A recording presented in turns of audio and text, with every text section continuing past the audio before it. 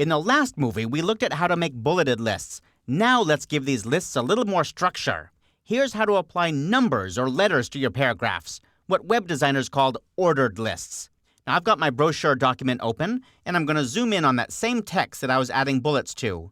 But this time I'm going to add numbers. I'll double-click with the selection tool to switch to the type tool and select these paragraphs.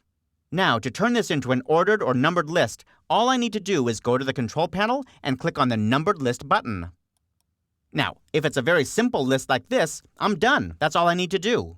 And the good news is that this will update automatically. So for example, if I click at the end of this paragraph, I can hit a return and start typing, and you'll see the numbers update automatically. Now let's say I didn't want that paragraph to be part of the list. It's easy to turn the number off. All you have to do is click the button in the control panel again. Now that gibberish that I just typed looks like it's part of number 3. So it goes 1, 2, 3, skips a paragraph, and then goes 4, 5. Now, if I wanted this paragraph number 4 to start over at number 1 again, all I have to do is place my cursor in that paragraph and then right-click or control-click with a one-button mouse, and then choose Restart Numbering from the context menu. So now you see 1, 2, 3, skipping, and then it starts with 1, 2 again. Okay, if I need to do anything more complex than what I just showed you, I need to visit the numbering dialog box, and I can get there easily. All I have to do is hold down the Option or the Alt key on my keyboard, and then click that automatic numbering button again. Now, just to be clear, this numbering dialog box is actually the bullets and numbering dialog box, and that's because I can change my selected text from a numbered list to a bulleted list. I just change it from this pop-up menu. If I do that, you can see it change into a bullet down here. That's because the preview checkbox is turned on. But that's not what I want. I want a real numbered list, so I'll set this back to numbers. Now, let's say I want this second list to start at number 47. To do that, I want to make sure the Mode pop-up menu is set to Start At, and then I'll change this number here to 47. When I click OK, you'll see that it automatically updates, so it's number 47 and then 48. Let's see some of the other cool things that we could do with numbered lists. I'm going to press Command-Z or Control-Z a few times, all the way back to where we had a list from 1 to 5. Now I'm going to select those paragraphs again, and then I'll Option-click or Alt-click on the numbering button. This time I'm going to change the style of those numbers, that is, the formatting. Right now, they're formatted the same way as the rest of the text in the paragraph, but I can change that by applying a character style. I'm going to be talking about character styles and how you can make your own in the next chapter, but for right now, this document has some character styles built in. For example, I'm going to choose bold out of the character style pop-up menu. And when I do that, it applies the bold character style to those numbers, not the rest of the paragraph, just the numbers. Okay, here's a question. What if I want a sub-list? For example, I'd like this to be numbered 1, 2, 2A, 2B, and then 3. How would I do that?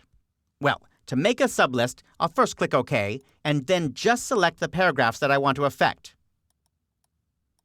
Now I'm going to go back to that dialog box, and I'm going to change the level from 1 to 2. Now it's a second level list, a sublist, a list within this list. Next, I'll change the format of this list. Currently, it's using regular Arabic numerals, but I can change this to all kinds of other things, including Roman numerals or letters. I'll choose lowercase letters.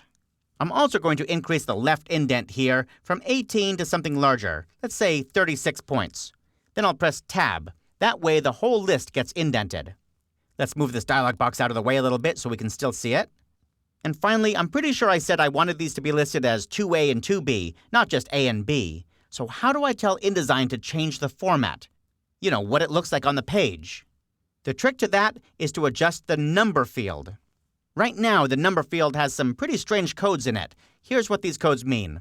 The first code is $$, and that combination means the current number, whatever number you're on right now. Then it's followed by a period, and then followed by a tab. So if I want this to say 2A or 2B, I've got a couple of choices.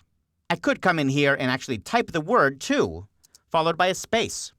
Then I'll hit Tab to make it take effect, and you can see that what I typed there actually shows up in the numbered list, the word 2, followed by a space.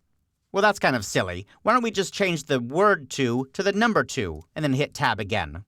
Now it looks more or less right, but the problem with this method, where I actually type the number 2, is that it's not flexible. For example, if this number 2 later became number 3, well, then it wouldn't update properly.